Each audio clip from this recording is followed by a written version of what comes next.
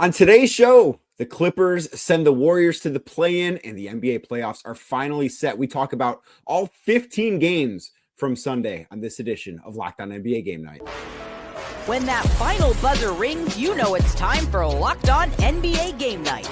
All the post-game reactions to every game across the league, every single night, with insights only the hosts at Locked On can provide. It's the true NBA fans' one stop for all the action. Every game, every night. It's Locked On NBA Game Night. Tipping off now. What's up, everybody? My name is Danny Cunningham, host of Locked On Cavs, joined today by Ku Khahil, host of Locked On Pistons. What's the deal, man? How are you? I'm doing good, man. Excited to talk about this last day of NBA regular season and talk about this crazy West. Yeah, we've got a lot to get to. There were games that mattered in the West, maybe not as many that mattered in the East, but we're going to talk about all 15 games right here on Locked On NBA Game Night. And thank you for making this your first listen today and every day. You can find the show anywhere you get your podcast, Apple, Spotify, anywhere else. Make sure you drop us a 5-star rating. Leave us a nice review. Be a friend. Tell a friend about the show. And if you're watching on YouTube, do us a favor. Hit that thumbs up button for us before we get started here. Click subscribe and hit that notification bell so you don't miss the latest content from us, a proud part of the Locked On Podcast Network, your team every day. And of course, today's episode brought to you by FanDuel, because right now new customers can get $250 in bonus bets when your first $5 bet wins. It's $250 in bonus bets with FanDuel, America's #1 sports book. We have to start out west, as you mentioned, Ku, with the game of the day, the game that certainly had the most meaning. It was two teams, win, go to the playoffs, lose, go to the play-in, and the Clippers beat the Warriors 124-119 in overtime on the road. Kawhi Leonard had 33 points in 47 minutes. James Harden played 48 minutes for the Clippers, had 39 points, 10 assists, 7 rebounds. Really, really big time win for LA in this one. No, yeah, this game was by far the best game of the day. This was an absolute treat to watch. Just a bunch of back and forth going on. Some crazy plays that happened in overtime. A missed layup here that hurt the Warriors. A turnover there. Oh my gosh, Draymond. It was something, man. This was I enjoyed watching this game so much because it felt like the basketball of my childhood is still alive. You got James Harden balling in this game, hitting back-to-back step-back threes. You got Kawhi in here scoring 33 points on 20 shots. You got Curry still going on 36 on 20 shots. You got Jimmy going crazy. You got Draymond playing well defensively. It was just like the basketball of my childhood. These guys, they're still around. And these two teams, they might be the second and third best teams in the West. It's crazy that they're going to finish 6th and 7th now. Yeah, it is crazy. So looking at the playoff picture, and we will spend a lot of time today talking about this, but Golden State with this loss, they fall to 7th. They fall out of the playoffs into the play-in. They will take on Memphis. They'll host Memphis on Tuesday night in that 7-8 game. We'll talk about that coming up in a little bit. And the Clippers, they get the 5 seed. They take on the Denver Nuggets. And, I don't know if there's necessarily a good matchup for anybody out west, like other than OKC getting whoever the 8 seed is, which I guess theoretically could be Golden State. And that's going to be no walk in the park either. But I do have to think the Clippers, considering what Denver has gone through, and we will talk about their win over Houston too coming up in a second, but with what Denver has gone through over the last 10 days or so, where Mike Malone fired, Calvin Booth fired, just that franchise kind of turned up on its head right before the end of the regular season. I do think LA has to feel really good about that matchup, even if the best player in the world is on the other side. No, yeah, look, the Clippers have a real argument, I think, to be the second best team in the West. All that comes down for them is Kawhi going to be healthy? If Kawhi is healthy for these playoffs, I think they take down Denver. I don't think Denver's a very good team. They got the best player in the world. He's obviously tremendous, but outside of that, I really question everything else around them.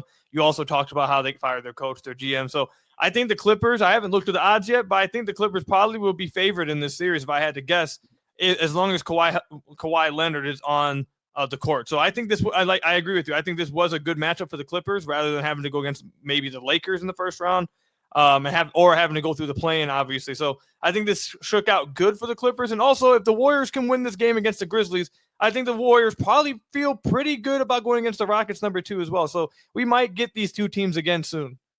Right. So obviously with the play-in, there's still 2 series on each side that we don't know who the 1 and 2 seeds are going to be facing in the East and West, but we do have the 3-6 and the 4-5, obviously, this being the 4-5.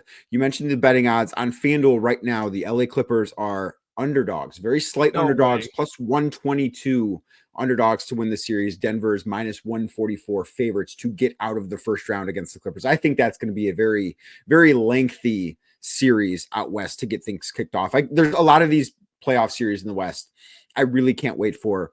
That is absolutely one of them. Let's flip over, talk about the other team, the Denver Nuggets, who, of course, needed to win today over the Houston Rockets to secure their spot at number 4. They get a 126-111 win over Houston. In the last day of the regular season, what do we see a lot, especially on the Eastern Conference today, where basically nobody on the East played any key players? Like it kind of was a G League slate in the Eastern Conference. Well, the Houston Rockets did not go by that rule. They played just about everybody, maybe not a full minutes allotment, but they didn't sit guys in this game, and certainly made it a little bit more of a challenge for Denver. But Jokic finishes with 18, 7 and 7 in 31 minutes. Michael Porter Jr. had 19 points on a very efficient 8 of 12 from the floor. And now Denver has gone through some stuff, as we just mentioned. I think that's going to be a very tough playoff series for them. And then Houston on the other end of that, they've got the 2 seed locked up. I think they're happy to be on the side of the bracket they're on, but I'm very curious what things look like for them depending on who wins that 7-8 play-in game between Golden State and Memphis. Yeah, I mean, if they get Memphis, I feel pretty confident about Houston getting through that first round with relative ease, to be honest. If Golden State is able to beat Memphis, and I think they should be able to, again, I think this matchup against the Clippers and Warriors, I've really hated for any team to lose that game. I think these two teams are potentially the second and third best teams in the West. But if they make it out and win and get that 7th seed, I don't know how. I mean, I'm sure Houston's going to be confident, obviously, but I think a lot of people probably will be feeling pretty good for the Warriors, and I think a lot of people will probably be picking the Warriors in that matchup. The Houston Rockets are a very young team. They don't have a great offense. They do have a great defense, but their half-court offense leaves a lot to be desired, and in the playoffs it does slow down a little bit. And then you're obviously going against a Warriors team who has Steph Curry, who's been playing exceptional basketball over the last 2.5 months since Jimmy arrived. They've been playing like a top 3-4 team in the West. So this isn't just going to be your normal 7th seed. Again, if Golden State makes it out of that 7th play-in game, I think this is going to be a fascinating series to watch for Houston. Yes, I think it will be. And for Houston, like if it's Golden State, this can be the moment for them that you look at. And, I don't know what's going to happen with the Rockets in this postseason. I don't know what they're going to look like as a team next year. They've got a lot of young talent that I really, really like. Like I have about as much stock in Amen Thompson as you can have. I think he can be a potential MVP candidate in the future, but this could serve as the moment for them where you kind of watch a team grow up before your eyes in the playoffs. And if they get Golden State, I think this series could serve as that moment for them. If they get Memphis, I don't feel the same way just because Memphis has been a mess for the last, couple of months really since the All-Star break. But I think if it's Golden State, Houston, that might be my favorite series to keep an eye on out west. Yeah, and Houston has a chance to finally get payback on the Warriors for torturing them for like 6, 7, 8 years over the prime of Curry, KD. They can finally get their get back here. And like you mentioned, I think whether they win or lose this series, if they were to match up against the Warriors, whether they win or lose, I think answers will be made that helps them moving forward. If they lose and they find out some answers about, hey, is Jalen Green that guy? Do we need to move on from him? Do we need to move on from this guy? Do we need to make another big move? Or if they win and they feel confident about this, okay, we don't need to make a big move. I think you get answers for a team like this in Houston. So obviously you'd like to win as the second seed. That is the goal. But I think either way with Houston, you're getting meaningful answers and meaningful basketball here in the next few weeks. Yes, you absolutely are. And then let's talk about Memphis for a second because they're in that 8th spot. They beat the Dallas Mavericks 132-97 on the final day of the regular season. Before we dive into this game a little bit more, let's hear from Locked On Grizzlies host Joe Mullinax. The Memphis Grizzlies are officially the number 8 seed in the Western Conference playoffs, heading to a play-in somewhere in California against whoever loses the Clippers-Warriors game. But more so than that, it was a chance for Memphis to get right before the play-in begins. I'm Joe Mullinax of Locked On Grizzlies, and pretty much anybody who's going to actually have a role in the play-in tournament outside of maybe Vince Williams Jr. sat out against Dallas, and that was enough. Jay Huff, Lamar Stevens, John Conchar, Cam Spencer, lots of names, Yuki Kawamura, came up and showed the depth of this Grizzlies franchise. But that's never been in question, right? There are 15 or so NBA players on the Grizzlies roster. That's not the concern. The concern is, What are these Grizzlies going to do when the lights are brightest, when they have a chance to secure a playoff seed early and then a playoff seed at all if necessary this coming week? It's going to come down to Ja, Dez, and Jaren more than the guys that played today, but it was still good to see a win to end the regular season. Hey, man, shout out Lamar Stevens. 31 points, 14 to 25, 6 boards, 3 dimes. Shout out to Lamar Stevens, man. I mean, that's the former Cav, right? Yeah, that's JB Bickerstaff's original junkyard dog. That is who Lamar Stevens is. He's the original junkyard dog, JB Bickerstaff favorite, and certainly I guess facetiously we'll call him a Cavaliers legend. But the Grizzlies will be the 8th seed. What that 7-8 game looks like out west, I think there's going to be a lot of eyes. That'll be Tuesday, 10 o'clock Eastern time. That one's going to tip off, Ku. Yeah, look, the Grizzlies is real quickly. They have a very low floor, I think, but they theoretically have a really high. Like they were playing really well at one point in this season, started to struggle as of late. We've seen, I think JJJ's been fantastic this year. We've seen Desmond Bane being fantastic in the playoffs. And most importantly, we have seen not too long ago, Ja Morant be amazing in the playoffs. If they can get that Ja Morant from him, and again, he's been inconsistent this year. He's had injuries, but not every team has a guy on their team that just, we've seen you be amazing. You can be great in the playoffs. If Ja can be that, they can surprise some people. But it really rides on Ja Morant coming through and looking like the Ja of old that we're accustomed to seeing around this time. Yes, he's going to have to be, he's going to have to be at his best, I think, for them to have any chance in a series. Of course, anything can happen in a 1-game sample size on Tuesday night. There was one other team out west that needed to win to get in, and it was probably a little bit closer than it should have. That's right, the Minnesota Timberwolves. We're going to talk about them next right here on Locked On NBA Game Night.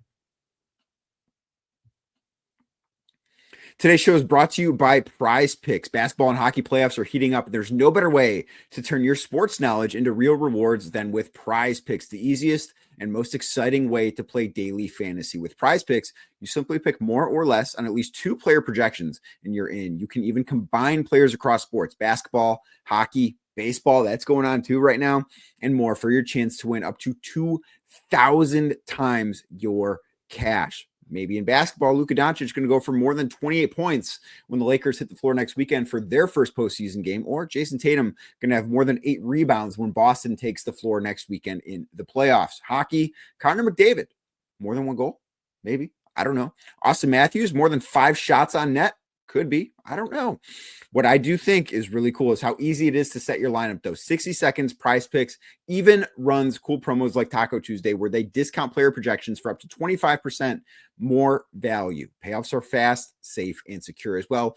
Download the app today and use code LOCKEDONNBA for $50 instantly after you play your first $5 lineup. That's code LOCKEDONNBA, LOCKEDONNBA to get $50 instantly after you play your first $5 lineup. Prize Picks, run your game. Today's show is also brought to you by Wayfair. Spring is here, and that means it's time for the next home project, right? Maybe you want to redo the deck. Maybe you want to do something inside, a new kitchen, new bathroom. I don't know what you want to do at home, but I know that there's something that you want to refresh with that full renovation or maybe just a tweak here or there. And Wayfair is the best kept secret for all things home improvement, from small updates like stylish cabinet hardware to major upgrades like new vanities, sinks, outdoor lighting, spending time outside in the spring. Maybe you want to spend, maybe an extra half hour after the sun goes down. You need that outdoor lighting. Wayfair, the place to go. They've got quality products for every budget you can think of. Selection is incredible, and they've got fast and free shipping that makes it easy. No hauling heavy items from the store to your home. And they've got top brands like GE, Moen, and so many more at great prices. Shopping is seamless. You'll find exactly what you need to fit your space and style. Wayfair makes home improvement easy. Get started now at wayfair.com. That is WAYFAIR.com. Wayfair, every style, every home.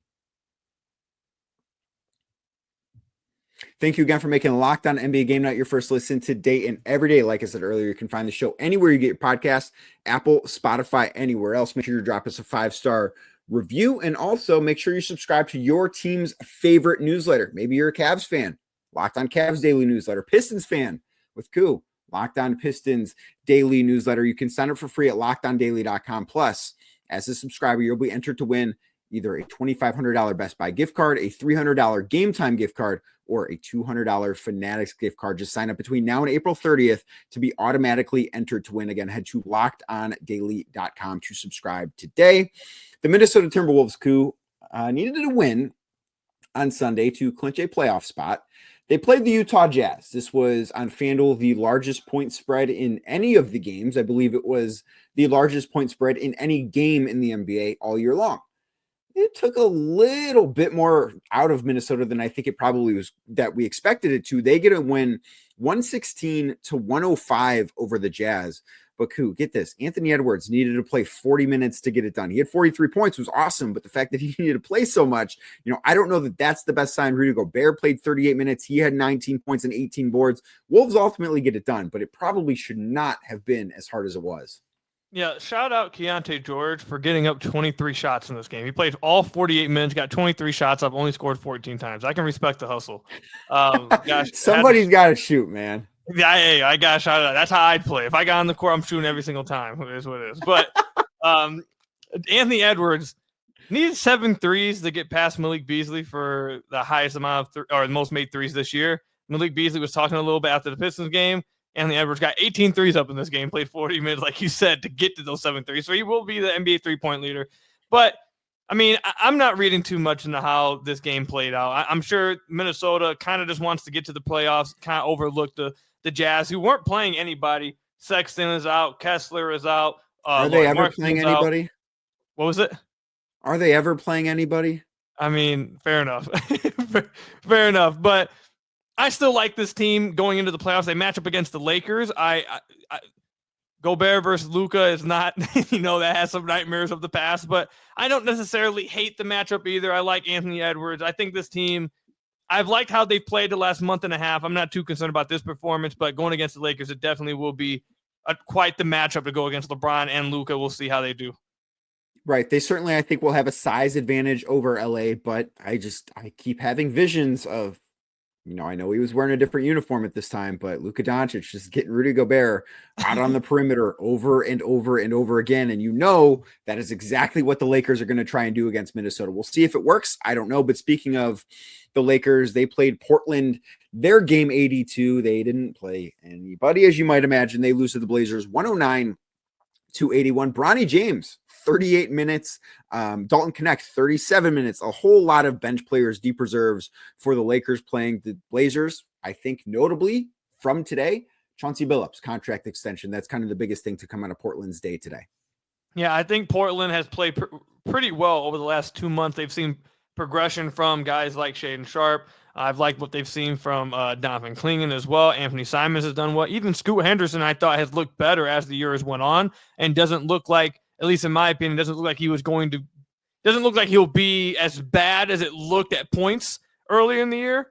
Danny Avdija, he's got hope now. I think there's hope. I think there's hope for Scoot that maybe there wasn't, in November, December. Right. Right, and Denny has been absolutely amazing the last 25 games. Yeah. That might be actually, I think that is the best contract in the entire NBA. He's been fantastic. Ooh. So give it to Chauncey Billups, deserving of the extension. They've played pretty well. Seen a 14-win improvement over the last year.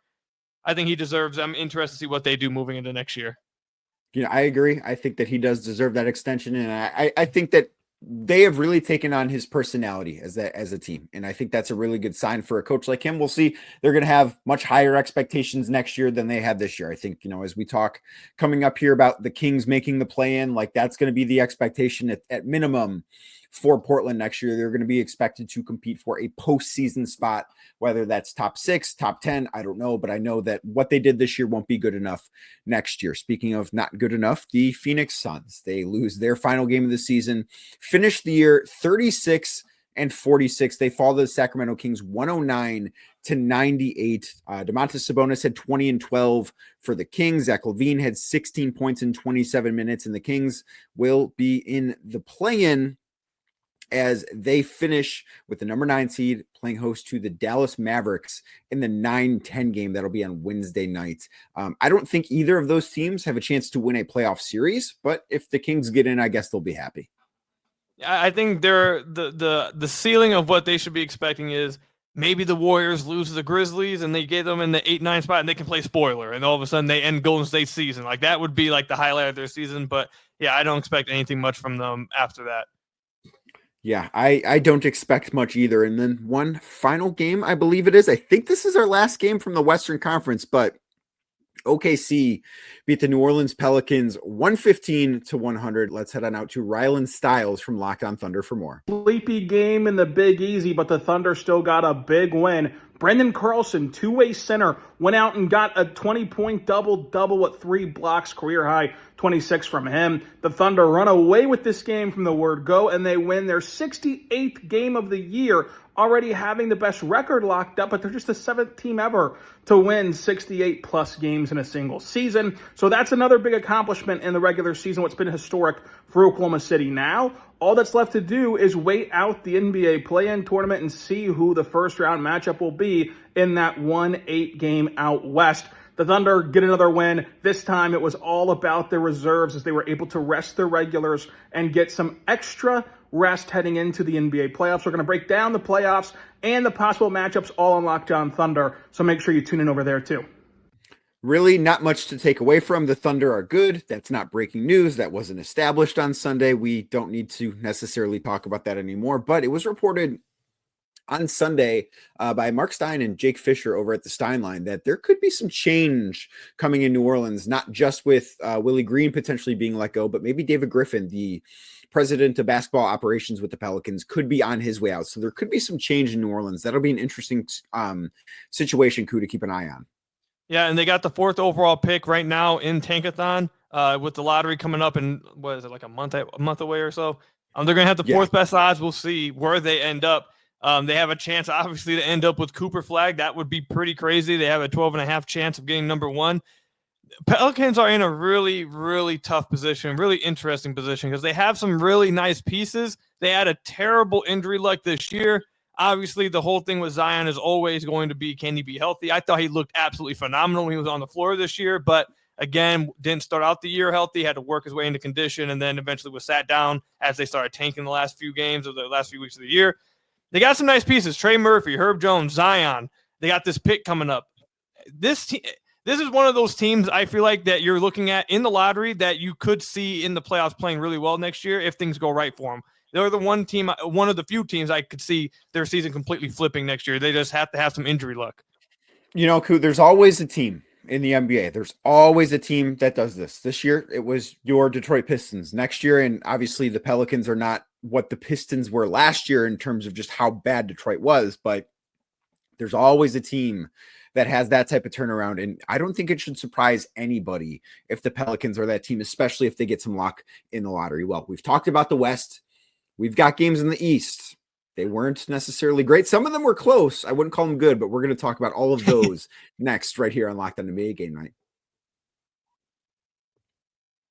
Today's show is brought to you by FanDuel. The NBA playoffs almost here. The play-in almost here, and FanDuel giving new customers an incredible way to get in on the action, because right now, when you join FanDuel and place your first $5 bet, that's just $5 bet, you'll get $250 in bonus bets if that first $5 bet wins. FanDuel makes betting easy, whether it's picking your favorite team, diving into player props, or so much more. As we mentioned earlier, there are already lines out on these series that have been set. You could take maybe the Los Angeles Lakers, their series favorite over Minnesota, minus 172 on FanDuel. Of course, we already talked about the other series out west, but in the East, Ku's Detroit Pistons, pretty heavy underdogs, the New York Knicks, minus 430 favorites to win that series. And the Indiana Pacers, minus 230 favorites to beat the Milwaukee Bucks in the other two playoff series that are set so far. So from three-pointers, assists, steals, all of it. FanDuel has so many ways to bet on your favorite player props as well. And after the game tips off, you can even combine live prop bets into a same game parlay for your chance to win big. So don't miss out. Head on over to FanDuel.com. That is FanDuel.com and claim your $250 in bonus bets today. Again, that is FanDuel.com, or download the FanDuel Sportsbook app. FanDuel, America's #1 sportsbook. Thank you again for making Locked On NBA Game Night your first listen today and every day. Like I said earlier, if you're watching the show on YouTube, do us a favor, hit that thumbs up button for us, click subscribe, and hit that notification bell so you don't miss the latest content from us here over at Locked On NBA. In the Eastern Conference, Ku, nobody really played. There was one game that had significant consequence, and it wasn't on the playoff picture. It was on the actual, how things could potentially pan out with the lottery, because the Washington Wizards got a 119-118 win over the Miami Heat, which means the Utah Jazz finished with the worst record in basketball. Let's head on over to Locked On Wizards for more. The Washington Wizards carried some momentum into the offseason with a Bub Carrington game-winning shot, defeating the Miami Heat 119-118 in South Beach. And that game winner and the performance from these young guys were many reasons why fans should be optimistic for the Washington Wizards going forward. But two people in particular really showcased tonight, outside of Bub Carrington, that is, with the game winner. And that is this two guys off the second unit, Kobe Jones and Tristan Vucevic. Tristan Vucevic had 28 points tonight and 11 rebounds and 1 block. Not too shabby for a guy who was a second-round pick. And Kobe Jones, 20 points with 10 rebounds, shooting 9 for 18 for the field tonight. And the guy who, in my eyes, was a centerpiece of the trade at the deadline for Jonas Valanciunas going to Sacramento. But he exhibits why this team is deep and is going to be a young and dangerous team going forward. And the Wizards did get their 18th win of the season, 3 better than last year. That is progress. Hail to the Wizards and peace. I hope the Wizards win the lottery because they won today. Like, I'm glad they won. I hope that this doesn't penalize them. Like, I think that if there are basketball gods, that's the team that should be rewarded. I mean, look, you're talking to someone who watched the Pistons get with the first overall odds and fall to 5 multiple times in the last 3 years. So getting the first overall odds anymore in this lottery system doesn't do anything. It doesn't confirm anything for you. I will say, theoretically, you do want to have that first overall pick in the lottery so you can secure that you won't fall any further than 5. Because now at 2, I believe they can fall all the way down to 7 or 6, around there. So 6, yeah. Yeah, so you don't want to have to fall that far down, but you do have the same odds as Utah and Charlotte with 14%. It's really just about not wanting to fall to 5, but any farther than 5. But we'll see what happens. Yes, we will. And in a play-in preview, the Orlando Magic went to Atlanta. They lost to the Hawks 117-105 for more in that game. Let's head on over to Locked On Magic. This is Philip Rossman-Reich, the host of Locked On Magic here at State Farm Arena as the Orlando Magic fall the Atlanta Hawks 117-105 in their regular season finale. They'll finish the regular season at 41-41. Of course, this game had no effect on the standings. Both teams sat most of their starters as they gear up to face each other once again Tuesday at the Kia Center in the 7-8 play-in game. But that's really the point of all of this. The Orlando Magic have talked all season long about being ready for the playoffs, about gearing up for the postseason, about being in this moment. The chance to play meaningful basketball games, the chance to play these elimination basketball games. They feel they are ready to do that. They feel they are more prepared, more mature, playing their best basketball. They feel they are at this moment. Obviously, this game had no bearing on that. They had some nice performances from Jonathan Isaac. They had some decent showings from Jett Howard, Anthony Black, all the reservists who played. They did all right, but ultimately this is not a game that means much for the Magic. What means a whole lot is Tuesday, getting back to the playoffs and getting back to that feeling, that moment that they were in last year, reclaiming some of that potential. The Orlando Magic have not had the season they wanted, but they are back in the postseason and ready to make some noise. Cool. Who you got in Tuesday in the 7-8 game between Orlando and Atlanta? I want to say sorry to Philip, but I'm taking Atlanta. Look, Orlando's offense is so bad in the half terrible. court. It's terrible. I just can't trust it. I know their defense is good, but their offense in the half court is just so bad that I can't believe in it. And look, we've seen Trae Young in these positions. We've seen him in the playoffs play extremely well, and we've seen him play spoiler multiple times in his career. So I'm gonna trust Trae Young. I think he's gonna be the best player on the floor. And I think the Hawks end up pulling this one out.